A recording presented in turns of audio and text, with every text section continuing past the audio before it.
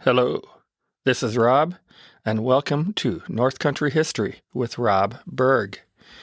Here is our second annual Memorial Day podcast episode, and today we're going to feature Russel A. Alger, also known as General Alger, Governor Alger. He was a lumberman, soldier, and statesman. So settle in, sit back, and enjoy.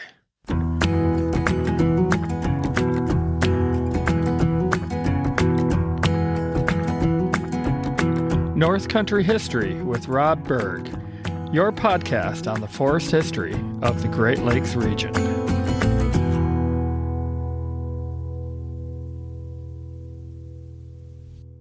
Hello. Well, the sporadic Season 3 continues. I'm sorry it's been a little while since the last episode, but I'm back here behind the microphone today, and we're going to talk a little bit about Russel Alger, who was one of the more prominent Michigan lumbermen who also saw extensive military experience. For Alger, it was in the cavalry, the Union cavalry, during the American Civil War. So today we're going to kind of take a look at his life and his time as a soldier and his time as a successful lumberman in Michigan and elsewhere. And he also dabbled in politics. He was elected governor of Michigan. He actually ran for the nomination for president in 1888, losing the Republican nomination to Benjamin Harrison, the eventual winner of the 1888 presidential election, and served as Secretary of War under William McKinley and as a U.S. Senator from Michigan late in his life.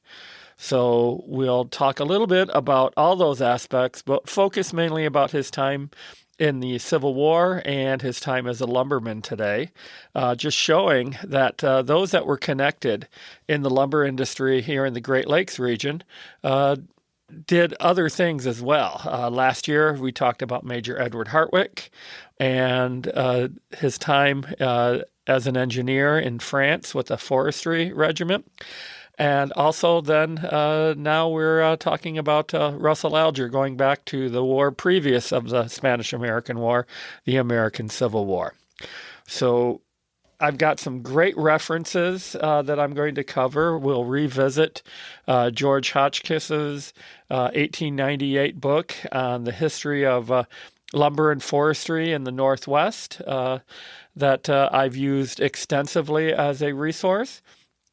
Also visit again Michigan's Lumber Towns by Jeremy Keeler about lumbermen and laborers in Saginaw Bay City and Muskegon, 1870 to 1905. Specifically, we're going to focus on the 1885 sawmill strike, 10 hours or no sawdust, and Alger's role in that. And then also a great book that I've had in my collection for a number of years, called Governors of Michigan, Governors of the Territory and State of Michigan, published in 1928 by the Michigan Historical Commission. So those are my main resources today. Also online, took a look at some various references, but those three will be my main ones, and I'll be quoting off of a couple of them here, for you all today.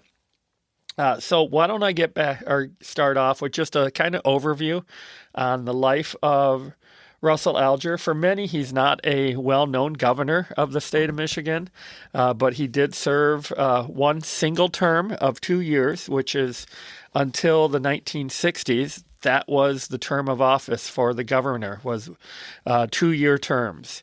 And so we'll get into this right now.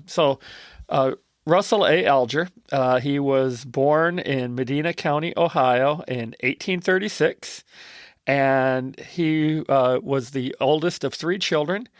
His parents died in 1848, so when he was just 12 years old, and it left him with no money and 2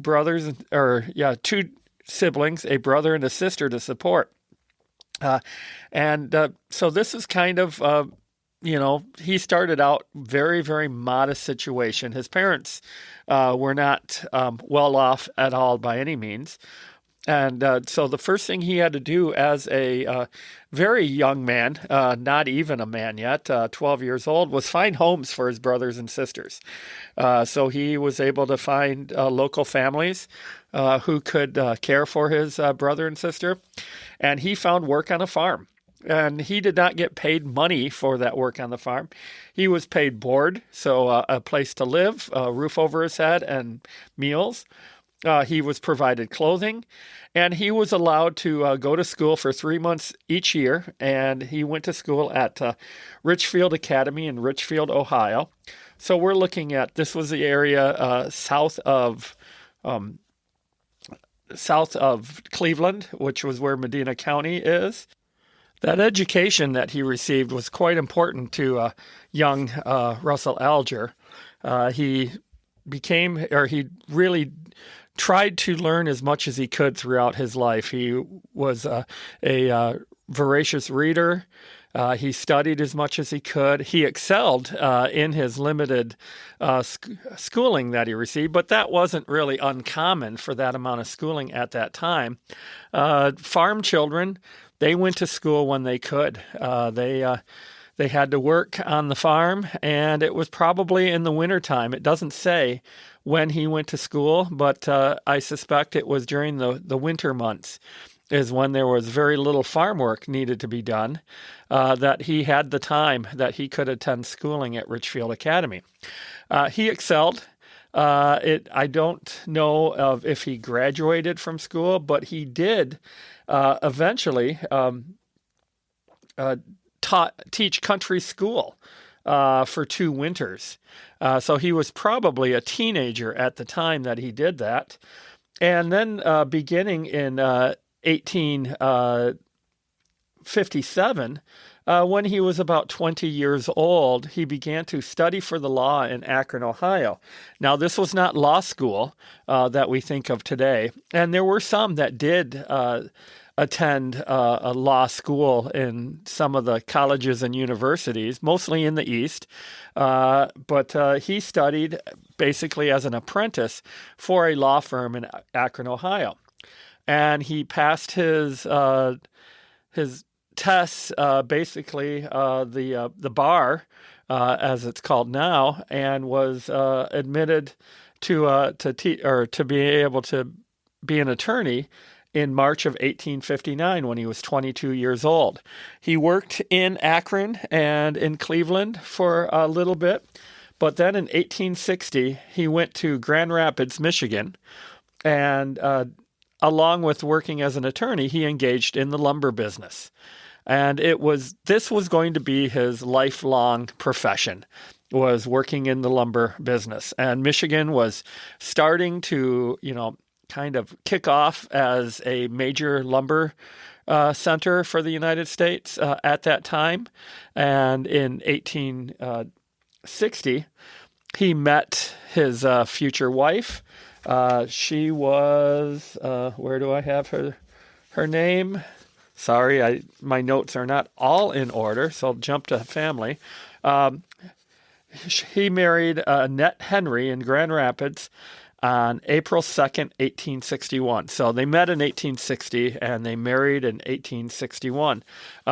They would go on and have 6 children: Henrietta, Caroline, Francis, Russell Jr., Frederick, and Allen. And but that's jumping ahead a little bit there. So he was involved in the lumber practice, basically at that point, buying and selling of timberland, probably most notably along the Grand River Valley, that area there in the northern part of the Grand River where the lumber forest, the pine forest would be. The Grand stretches really from down in Jackson County all the way up through to Lansing and then across over to Grand Rapids and to Lake Michigan at Grand Haven. However, it's that stretch kind of there in Kent County, the Grand Rapids region, and north, which would be more so different tributaries, the Flat River and the Rogue River in particular, that stretches up more into the lumber regions of Michigan where the pine forests are. So that would have been kind of the area where he was looking at. And then shortly thereafter, his marriage, which, as I mentioned, April 2nd, but just 10 days or so after that was when the Confederates fired on Fort Sumter in Charleston, South Carolina, that kicked off the beginning of the American Civil War. Alger did not immediately volunteer for service, but he did not long thereafter. In August of 1861, the 2nd Michigan Cavalry Regiment was formed under the command of a regular Army cavalry commander, cavalry officer by the name of Phil Sheridan. Sheridan, of course, would go on to fame as General U.S. Grant's cavalry leader through his time in the Army of Tennessee, and then as the commander of the entire U.S. Army, mostly in the East with the Army of the Potomac and his going after Robert E. Lee. Sheridan would lead the cavalry and then also campaigns in the Shenandoah Valley. But that's getting ahead of the picture there. So in August of 1861, the 2nd Regiment of Cavalry, Michigan Cavalry Volunteers, was created. And in September, the regiment was officially mustered in, which means it became part of the Federal Army. And Russel Alger, who had volunteered as a private, was then commissioned as a captain. And as a captain, he led one of the cavalry troops or companies of men. And so he would be in the midst of the fighting whenever they engaged the enemy. He was later promoted to major, and then eventually he went on to his own commands of the 6th Michigan Cavalry and the 5th Michigan Cavalry. But again, that's going up a little bit more. So here he is he's working under Sheridan in the 2nd Michigan Cavalry, and they are part of Grant's Army of the Tennessee. And it is July 1862, and they are in in action in Boonville, Mississippi. And on that day, on July 1, 1862, Alger was wounded and captured by the Confederates, but he was, what am I going to say? He was able to escape from his capture on that same day and was able to get back into with the Union troops there. And he was then out of, he was injured and had to recover from his wounds. But he was then commissioned as a lieutenant colonel in the 6th Michigan Cavalry on February 28th, 1863. And he would serve with them up until June of when he was then transferred to the 5th Michigan Cavalry as their colonel. That means he was in charge of the entire regiment. And with both the 6th and the 5th Michigan Cavalries, he was part of what became well known as the Michigan Cavalry Brigade. And they served under the command of George Custer. This was when Custer, as a young cavalry officer, he started out as a 2nd lieutenant at the beginning of the Civil War as a regular Army officer. He had graduated just by the skin of his teeth, apparently, from West Point. But he served with gallantry and was promoted. And the federal promotions in the regular Army, were rather slow. But this was at the time of war, and they had all of these volunteer regiments, and they needed regular Army officers to lead them. So he was promoted as a to Brigadier General of Volunteers and of the Michigan Cavalry, and was given his own brigade, the Michigan Cavalry Brigade, made up of all Michigan cavalry regiments, and they were well known for their fighting at the Battle of Gettysburg. And Alger was commended by Custer, was noted in his report for great service, for good service to his country then.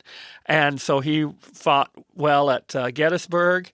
And then the following year, under the command of Phil Sheridan once again, in the Shenandoah Valley, in his Valley campaign, as it was known, for Phil Sheridan, and they were basically cleaning out the Confederates out of the what was considered the breadbasket of the Confederacy, the Shenandoah Valley, a lot of wheat fields and cornfields down there, and they were basically kicking out the Confederates for good out of there, and they could not use it as a source of food to supply the Confederate armies. And once again, Alger was noted for his gallantry at the Battle of Trevillian Station, and he was also wounded at that point, and that ended up being the end of his action in June of 1864. He resigned his commission a few months later because he could not serve anymore due to his injuries. And that was the end of his service. He went back to Michigan, settled in Detroit, and resumed his lumber business there. And at the close of the war, or actually it would have been after the war in 1866, President Andrew Johnson included Russel Alger on his list for promotions to brevet ranks, which are temporary honorary ranks. Is not a permanent rank, but he was promoted first to the rank of Brevet, Brigadier General of Volunteers. So he could then use general as his rank. And the following year, in 1867, he was then once again promoted to the brevet rank of Major General of Volunteers. These were honorary. These were as kind of, taking notice of his work, his leadership during the war. But I'm sure a bit of it also had to do with political connections, because when he resumed his business as a lumberman, he was also a confirmed Republican, and he was a supporter, of course, of the Civil War, of emancipation, and he was rewarded for that, along with his service in the U.S. Cavalry during the war. So he was given the honorary ranks, basically, of Brigadier General and then Major General. But, he was injured. He was wounded at least twice: Boonville, Mississippi; Trevillian Station, Virginia, both rather seriously. And he was known for gallantry at both Gettysburg and at Trevillian Station, noted by two well-known cavalry leaders, Custer and Sheridan. So he was not just a political general. He was also a leader of men when it counted in battle. So anyways, going into his lumber career, he located to Detroit when he returned from the war, and got into business with various situations or various operations in the lumber industry. And I'm going to kind of go off here. He resigned his commission and moved to Detroit and resumed the lumber profession. And he was involved in a number of lumber companies. The first one was called the Alger and Company, and he was in business with a couple of different men. They were, I don't know if they were brothers or father and son, but It was first called the Moore, Alger and Company, and then it was consolidated to the Moore and Alger Lumber Company, and Alger took on a leadership role in that at that point. And his next operation would be the R.A. Alger and Company. And then his largest one that he would be known for here in Michigan and throughout the Great Lakes region would be the Alger Smith and Company. And this would be his largest and most well-known, as I mentioned. He was mostly located in the northeast lower peninsula. His main operations would be in Black River in Alcona County. This was in the area along the Lake Huron shore between Harrisville and Alpena. That would be his main operations there.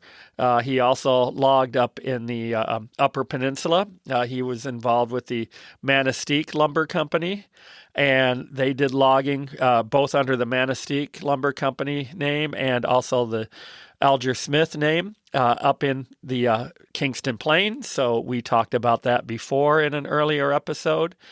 They even went across Lake Huron, and they did logging operations in Canada along what's now known as the North Channel, but it was then considered part of Georgian Bay, and in the area around Blind River and Serpent River, Ontario. And I will be visiting that area late in September as part of my Ontario podcast tour. I have a friend in Elliott Lake in that nearby region, and we will be exploring some of the operations there of Russel Alger and other Michigan lumbermen and Canadian lumbermen in that area. But I'm digressing there. So they did a lot of areas there where they were at, but also went to other parts of the United States.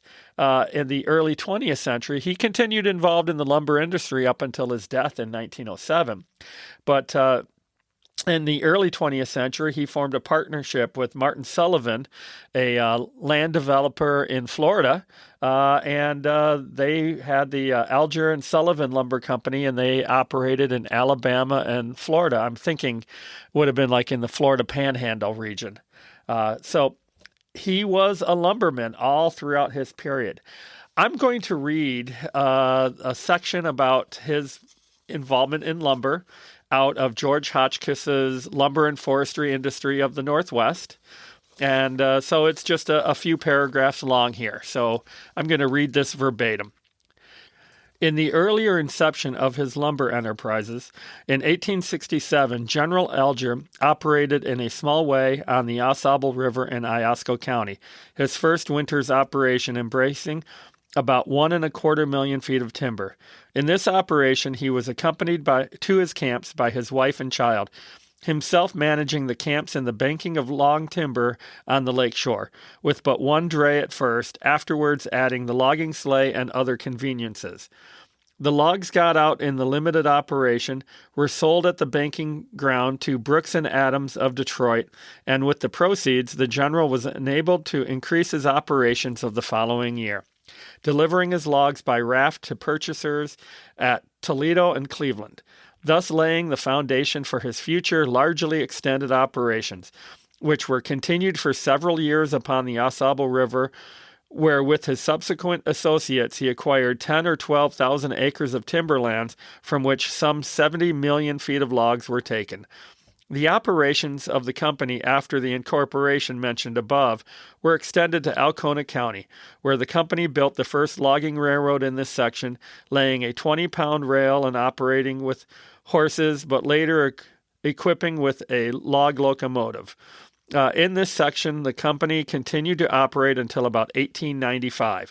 The gross production from nearly 80,000 acres reaching fully 1 billion feet of timber, principally in the long lengths, which found market at the mills at Port Huron, Detroit, Toledo, Buffalo, and Tonawanda. To facilitate the extensive operations, the railroad was extended from time to time until it reached the more distant portions of their lands, and its lake's terminus being at Harrisville. About 1880, the company began operations at Black River, where they built a sawmill of about 30 million feet yearly capacity, building a railroad into the timber, making over 100 miles of road in connection with the logging operations. In addition to the Black River Mill, the company operated a mill of 10 million feet yearly capacity at Ossineek, and in connection with their vast businesses, which was principally in long timber, operated the barges Valentine and Greensburg, with the tugs Torrent and Weston, for the carriage of lumber and the rafting of logs on the lakes, the magnitude of which later branches of the business is evident in the investment of more than $50,000 in chain and other rafting paraphernalia. The yearly output of logs and lumber by this mammoth company may be stated at no less than 140 million feet per year. General Alger is also a stockholder and president of the Manistee Lumber Company, operating at Grand Marais on Lake Superior, where the company has a mill of 40 million annual capacity with a tract of 70,000 acres of well-timbered land for its supply. And the corporation of Alger Smith and Company also have large interests and maintain a mill of 30 million feet yearly capacity at the mouth of the Serpent River in Georgian Bay, Dominion of Canada. But the operations of General Alger are not confined to the Great Lakes, he being an extensive holder of redwood lands in Mendocino County, California, and in connection with Mr. Smith, having large interests in the rich timberlands of the Puget Sound on the Pacific coast, as well as in the large tracts of timber in various other sections of the county. So you can see that Alger was involved in the lumber industry throughout. My original notes did not include Mendocino County, California, or the Puget Sound in Washington State. So many lumbermen, did have interests throughout the country. And then, as I mentioned, at the beginning of the 20th century, which is after the publication of Hotchkiss's book, he was involved with logging in the South as well, in Alabama and Florida. So that was kind of an idea of his success, but his involvement in the lumber industry was not without its controversy as well. So we're going to go to that in a minute, but this will have to speak to his political involvement in Michigan in governments. And as I mentioned, he was a Republican, and he was involved in state Republican conventions and national campaigns. When he first left the Army, he was involved with the Grand Army of the Republic, which was the first veterans organization that was really formed on a large, massive scale of the veterans of the Union Army of the Civil War. And he became a leader of that here in Michigan very quickly. He was elected in 1868. He was elected as the first commander of the Michigan Department of the Grand Army of the Republic. And in 1869, he was then elected to be the GAR, as it was known in brief, and as their national commander-in-chief. So he first was the leader of the Michigan chapter of the Michigan Department of the Grand Army of the Republic, which included all local chapters throughout the state of Michigan. And every community had a GAR chapter if they had any Union veterans there. I'm in Chelsea, and we have a GAR statue in our cemetery, Oak Grove Cemetery in town. It's where all the Memorial Day activities take place. There was a GAR hall in town. So always very important, very prominent in the communities. And because the Republican Party was so tied in with the Civil War, Lincoln was their first party leader to become president.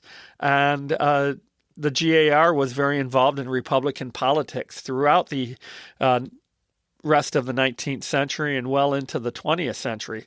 So it was a natural for Alger to become involved with the state Republican Party, and he would lead conventions, the state conventions. He would also then be involved with the national conventions and campaigns. In 1884, he was elected governor of the state of Michigan. And as I mentioned there before, it was a 2-year term. He was elected in 1884 and served from January 1, 1885 to January 1, 1887, when the new governor was then inaugurated. He chose not to run for a second term. It was common for the governors to serve 2 terms. They were 2-year terms so only 4 years. Some of them went a little bit longer, but many, like Alger, also chose not to run a second term. Usually that was because they were not popular. For all intents and purposes, Alger was a popular governor. He was a Republican leader at this time when the state was very heavily Republican. And just so you know, the Republican Party at that time was not the same as the Republican Party today. So let's not, start getting any ideas that they were still the party of Lincoln in the 1880s. Though you did have some of the starting to go into a little bit more of the wealthier area, the Gilded Age, of that period. But anyways, not getting into politics here. Some of looks at what he did as governor of Michigan. In his 2-year term, his administration created a state board of pardons, which was pardoning convicted felons that were in the state prisons. They founded the Veterans Home in Grand Rapids, again, very much tied into the Civil War veterans. Created 2 new counties in the Upper Peninsula, Iron County and Alger County. So yes, he might not have named the county after himself, but the county was named after Russel Alger. And that is where Munising is the county seat, and Pictured Rocks National Lake Shore is there. The Kingston Plains is in Alger County. So it was an area he was very much involved with, so hence I think why the county was named for him. He also, under his term of office, was the establishment of the Michigan College of Mines in Houghton in the Upper Peninsula. This is today's Michigan Tech University, Michigan Technological University. So, that was very important with the iron and copper industry to have mining engineers study and train right here in Michigan. And to this day, it's one of the top, engineering schools in the state, in the country. So it's a very important university that was created during the Alger administration. But however, there were some of the dark moments of it, and that goes back now to his serving as a lumberman, or being a lumberman as well as being governor, and that was the 1885 sawmill strike in Bay City and what was called the Saginaws. The city of Saginaw was at that time split into 2. There was Saginaw City on the west bank of the Saginaw River, and East Saginaw on the east bank of the Saginaw River. And this was the strike that started in Bay City in the summer of 1885, and it was called 10 Hours or No Sawdust. And that was the chant by the sawmill workers that they wanted a standard 10-hour workday at the same wages. Part of this was stemming from that at the beginning of 1885, the mill owners were saying that they could no longer afford to pay the same wages, and there would be a cut in wages for the mill workers. And this kind of went on back and forth until finally into the late spring and the early summer, and they finally went on strike. And it was mostly centered in Bay City at first, but then the strikers went to Saginaw and was able to rally their co-workers at the Saginaw mills to go on strike as well. And by July, it was beginning to become a tense situation in those cities, and the various mayors of the communities there kind of rallied together. And many of them also were involved with the mill industry too. They were sawmill owners, and Mayor Charles Benjamin of Saginaw, Saginaw City, the one on the west bank of the Saginaw River, or north bank, kind of depending on how you look at the at the geography. He, on July 11th, and I'm quoting Jeremy Keeler's Michigan Lumber Towns book, on July 11th, without consulting law enforcement authorities, Benjamin also telegraphed the governor that the situation was critical and asked for aid. Governor Russell Alger told him to call on state troops stationed locally. Now, the state troops were the forerunner of the National Guard. On the following day, mayors Benjamin and Estabrook, who was the mayor of East Saginaw, police commissioners, and businessmen requested the Saginaw sheriff to call 4 more companies of troops. Sheriff McIntyre, a member of the Knights of Pythias, the Knights of Labor. They were one of the early labor unions. So a member of the Knights reported his reaction. They requested me to make a requisition for 4 companies on the spot. Some thought they should bring in a Gatling gun and preferred the Lansing Company. I refused to do it, as I did not see any necessity for it. I told them I would order the East Saginaw Company to be in readiness as at their armory, and would ask the governor to have 2 more companies in readiness.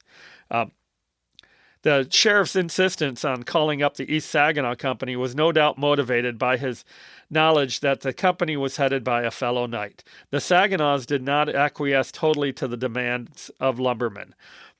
In their quest for support, mill owners throughout the valley found a valuable ally in Governor Russel Alger.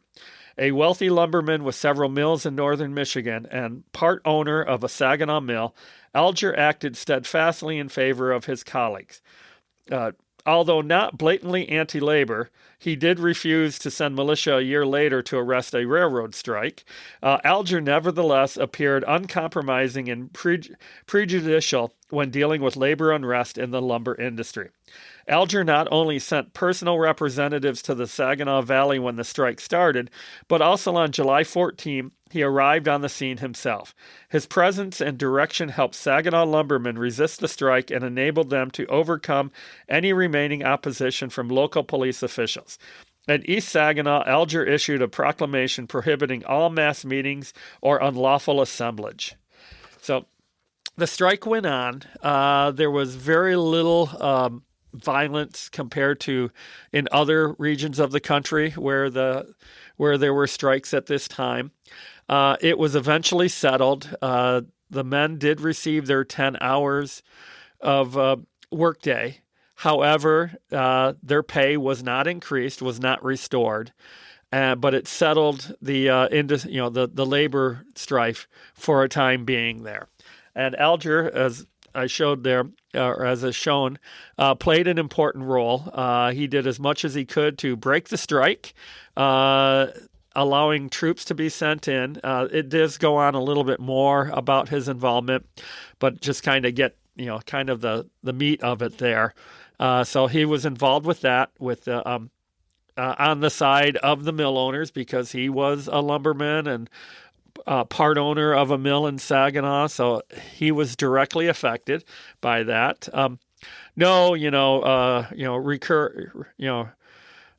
Taking himself out because of a conflict of interest, certainly not. So that ended, and maybe that was part of the reason why he chose not to run for re-election in 1886. It doesn't say, but I'm sure that there was quite a few people. The labor movement was becoming to be a bit stronger in the 1880s. That could have been reflected, on his popularity as well. I haven't studied enough of the political background of Alger, just mostly his lumber background. So that's maybe is a reasoning for it. But staying in the political side of it, in 1888 at the Republican National Convention, he did place his name into the into being mentioned, or as to be nominated for the Republican candidate for the President of the United States. This was the time of Grover Cleveland, Democrat President Grover Cleveland's first term of office, and he was the first president to have served 2 split terms. And his first term was 1884. He was elected and up for re-election in 1888. He ended up losing, but he was not popular in many circles at that time on the national level, and the Republicans ended up nominating Benjamin Harrison, but Alger was one of the early candidates for the nomination. He did receive 142 votes at one point, which was high. Doesn't sound like a lot of votes, but these are not from, every single person by any means. This was by the various delegates in there. So 142 delegates. But later he was surpassed by Harrison, and he campaigned for Harrison. Harrison was elected, served 1 term, and then Grover Cleveland was reelected president in 1892. So he serving his 2nd term of office as president. And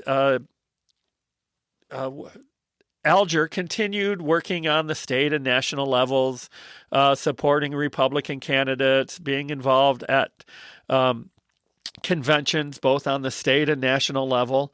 And in 1896, William McKinley was elected president, returning the presidency to the Republican Party. And as a reward, he was appointed in 1897 at the beginning of McKinley's term of office as Secretary of War. So he would be the man in charge of the Army.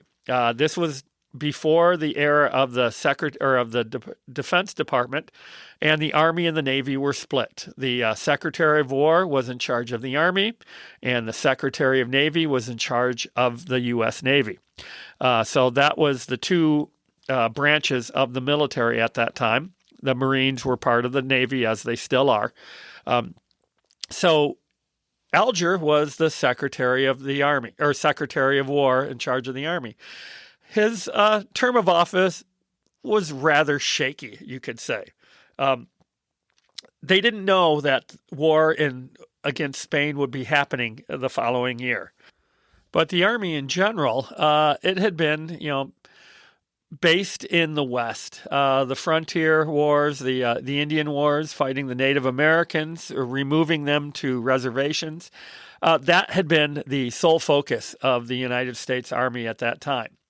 And in 1898, the sinking of the USS Maine in Havana Harbor, it was by an accident. It was coal bunker exploded. It was not a bomb or a mine sabotage, that was set off by the Spanish government, but it caused, people wanting to fight Spain, and there was the ongoing revolution happening in Cuba, where the Cuban citizens, many of them were trying to win their independence from Spain, and the United States came into that war then on the side of those Cuban revolutionaries.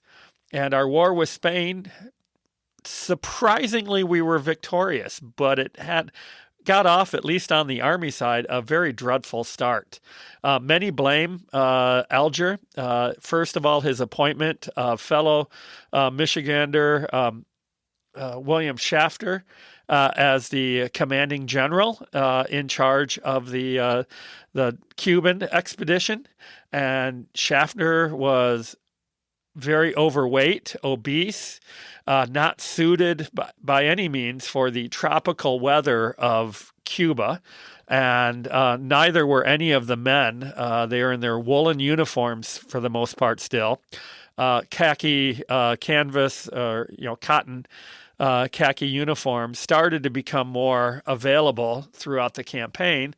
But many of them, especially the volunteers from the state troops that were federalized, were wearing wool uniforms, blue wool uniforms still, that were very unsuitable for the tropical weather.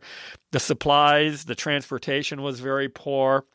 And there was the Army beef scandal throughout this time, where through bad contracts, the Army contracted for very subpar, in fact, in many cases, spoiled tinned beef that made the men ill, or they couldn't eat it, so they became, weak because they're not getting enough nourishment, along with the yellow fever that hit them in Cuba during that time of the war, the campaign at Santiago.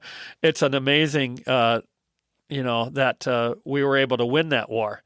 But as a scapegoat, either fairly or unfairly, Alger was placed in the blame for this. And in 1899, so just after the end of the war and going into the time period afterwards, William McKinley asked for and received Alger's resignation as Secretary of War. So he returned back to Michigan, continued his lumber operations. He never, stopped doing it through all of this time.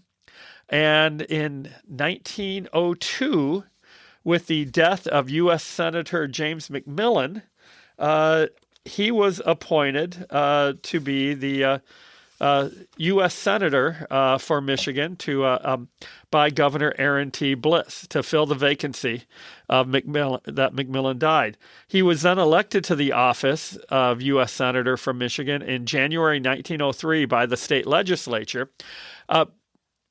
The U.S. or if senators were still not being elected directly by the U.S. or by the residents of their states.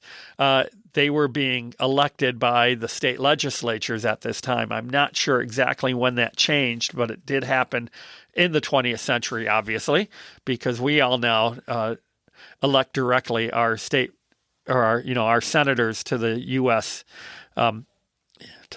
Senate. And so he served as senator up until his death in 1907. And he died on, I don't have his death date on here. But he died here it is, died in Washington, D.C. on January 24th, 1907. So he didn't do anything real notable as U.S. Senate, but that was how he ended his life. His service to Michigan was as a U.S. Senator. So he was a lumberman, a soldier, started as private, but mostly as an officer, captain, major, lieutenant colonel, and then brevet, brigadier, and brevet major general of volunteers.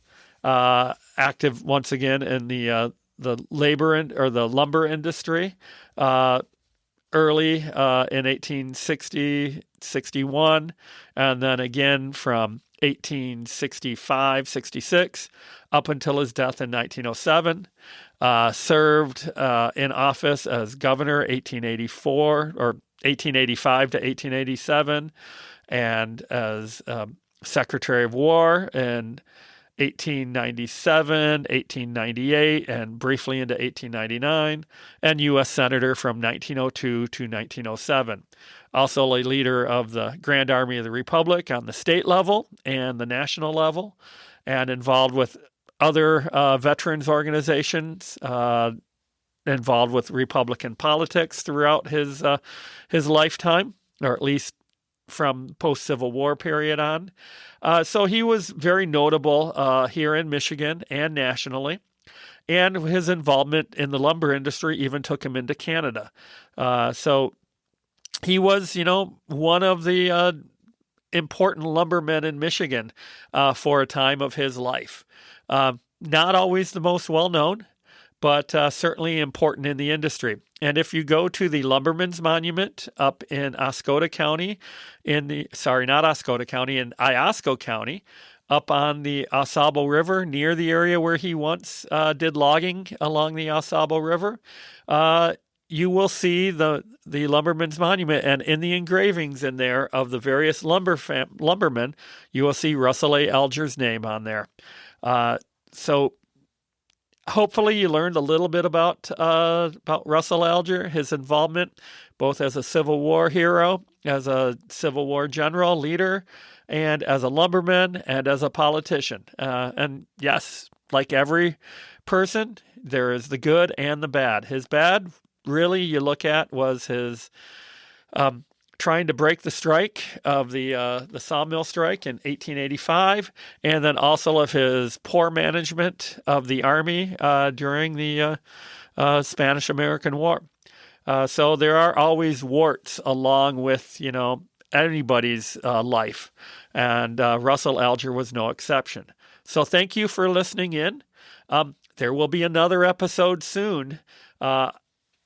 I am recording this before the Memorial Day weekend, but over the weekend, or at least on the Thursday and Friday, which is my weekend, I'm going to be up in the Huron National Forest along the Au Sable River, and I'm going to be doing a podcast on the history of the Huron National Forest. As our national forests are taking a little bit of a hit from the current administration, I want to try to emphasize the importance of our national forests, and I'm going to start with one of our oldest national forests in Michigan, and that is what we now know today as the Huron-Manistee National Forest, but I will talk specifically about the Huron National Forest along the Au Sable River on the east side of the northern Lower Peninsula.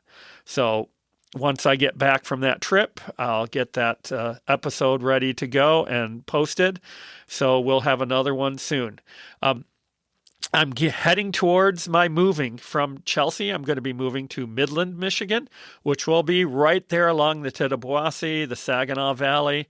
So I'll be much more centrally located for doing this podcast, and I've got some exciting ideas for what I'm going to be doing next. So once I get settled in Midland, I expect I will be back doing a much more regular podcast here, and going into my September trip to to Ontario, and it's going to be much more regular than what it's been in the most recent last several months.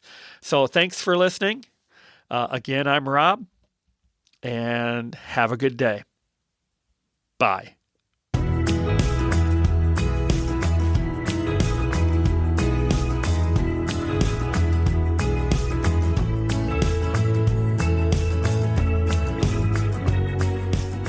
North Country History with Rob Berg is hosted, written, and produced by Rob Berg. Music is Crack o' Dawn, performed by Reveille, licensed through Soundstripe.